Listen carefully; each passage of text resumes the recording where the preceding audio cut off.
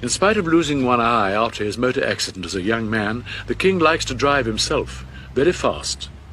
He says that it helps him to feel the land, to sense intuitively what it needs.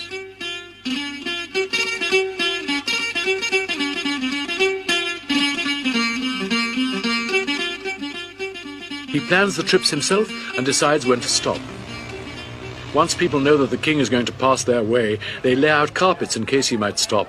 For the feet of a king are not supposed to touch the ground. This taboo, though no longer strictly held, is still exercised, particularly by the country people. The purpose of these tours is always twofold. On the one hand is the improvement in the people's welfare and the development which the king achieves, and this is certainly significant. On the other hand, there is his presence as king among the villagers. Before his visit, they may feel themselves neglected. In his presence, and after he has gone, they know that they are not. In 1 year, the king's convoy gave away to the rural poor 39,038 blankets, 30,778 towels, 31,010 monks' robes, 29,180 sweaters, 29,140 farmers' outfits, 20,340 children's outfits, 34,358 pupils' uniforms.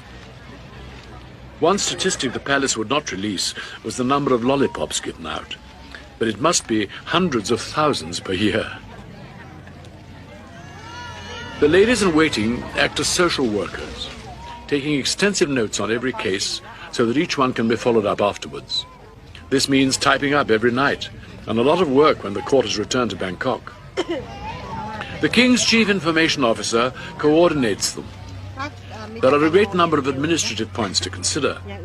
For instance, if they take a child from a place like this to hospital in Bangkok, they have to take its family as well and feed and house them.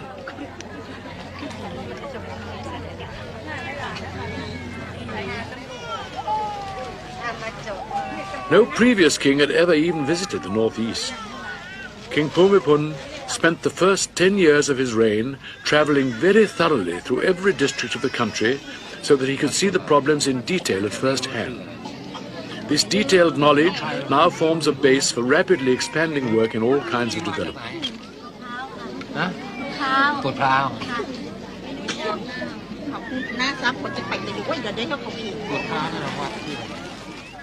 Always the encouragement, listening to their problems, helping them to help themselves.